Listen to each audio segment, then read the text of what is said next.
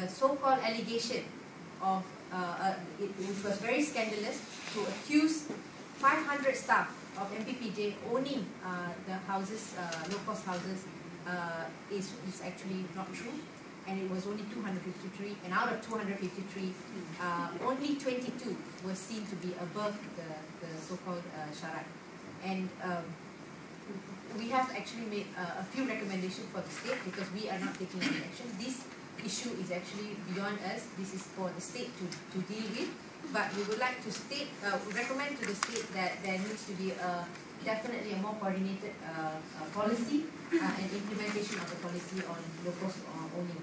And we would like to say that the data given by the reporters, the reporter from the Sun who has quoted, and the reporter from the Star who has also been called in to give testimony, has stated that she has not done any form of verification apart from quoting one of the councillors, which is Mr. Mark, and who has attached an anonymous letter claiming that we have more than 500. No process of verification was done from the reporter in the Star.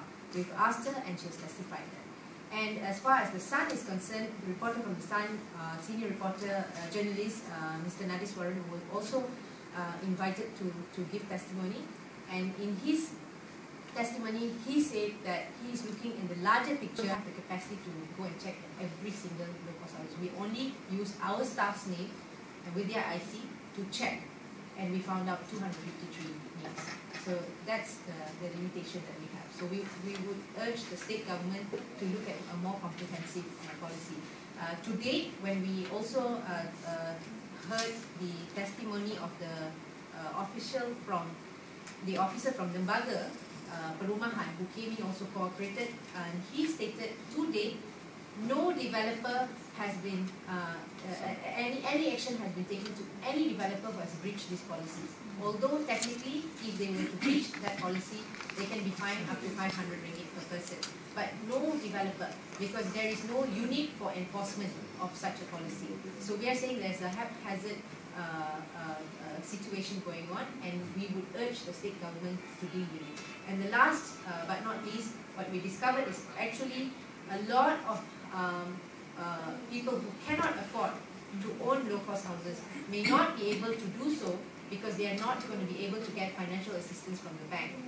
So this is probably one of the reasons why there is a glut or too many low-cost houses. Not because they don't have buyers, but the buyers may not be able to get financial assistance. So we are also asking for the government, for the state government and also the federal government to look into it seriously. They may need other forms of financial assistance or other forms of payment to finally own a house by paying, what do you call it?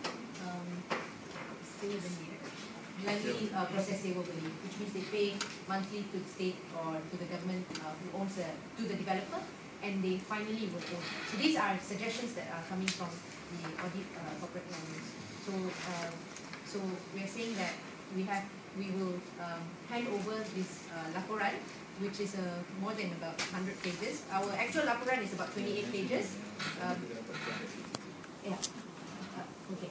So we will be handing over to the state government for them to look into it, and then if necessary, if they want to conduct further investigation, they are free to do so. Also bring to your attention, I don't know whether you guys, the committee as well as Dato is aware of this, SMS that's been said to be going around within MBPJ, calling for councillors and employees to basically stand up against the councillor who brought up this matter, which is SMS. Yeah. Where did you see the SMS? I also got you got the SMS. Yeah, basically stand up against who? The councillor who brought up this issue, and saying that he has slandered council staff and all those things. So no, I think to be clear, there is no such thing, and if whoever has said that they've received it, I think you can trace who is forwarding it. I mean, it's not a secret. Handphones are with SMS, but I think we want to repeat this. When the councillor, the said councillor, which is Mr. Mark, who has brought up this issue, The reaction to that was, the first question was, why wasn't it raised in the full board or in any of the committee meetings? That was the question that was raised. There was no reprimanding Mr. Mark otherwise for bringing up the issue, except that it has not gone through the proper process. Nevertheless, we decided, despite whatever the situation, we will proceed with an investigation. And MBPJ has to conduct its own internal investigation because it involves its own staff. So we then appointed the audit committee. At that time, it was chaired by Mr. Michael Soon. And after the new appointment, we had Encik Muzamin to take over. What happened was, we called every single person who is said to be involved in this issue, and including Mr. Mark. Mr. Mark was also invited to come in. However, he has failed to give the testimony. For whatever reason, we will ask the state to look into. But we have taken into account his allegation, and it's based on that allegation that we are investigating. And to say that, to stand up against him, it doesn't make sense, because we are looking into the so-called allegation. And what we found out is that there was no verification of that allegation when it was made. The verification was only done through this investigation. The verification of 500 names, and it's a huge number, we're talking about 1/3 of the staff of MBPJ is alleged to be involved in this so-called scandalous schemes. But when we found out and looked deeper, there is no such thing. There's no 500 names. And even if there were 253 names, only 22 is said to be having above the so-called qualification.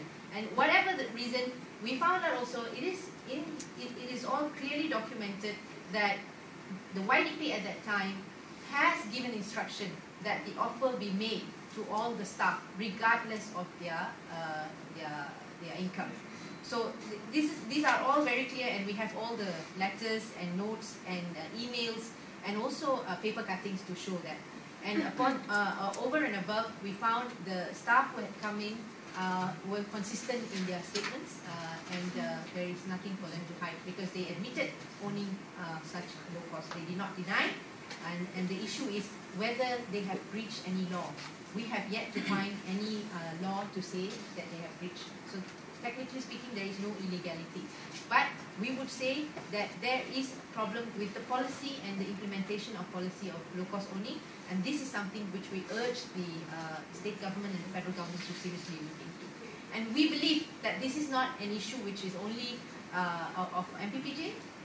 You can check at any state agency or any PBTs. I'm sure many people are owning low-cost houses. For various reasons, we don't know. But this is why we want to stress. It is nothing to do of slandering anybody, but we actually took this seriously. But what we say is that it's a lot of effort to defend and to investigate based on an anonymous letter. The letter that was attached with Mr. Mark was an anonymous letter, which in Malay we would say surat layang. Despite that fact, we bothered to go into investigation.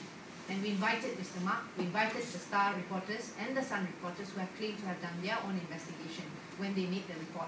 And what we found out is that the Star reporter only depended on Mr. Mark's statement and did not do any verification. We've recorded her testimony. If any doubt, you can also look into it if necessary. So that's all we've got to say. Sorry? Taking any legal implications on Mr. Mark, we leave it to the state to view whether what he has done is wrong or not. We leave it to the state. It's beyond us.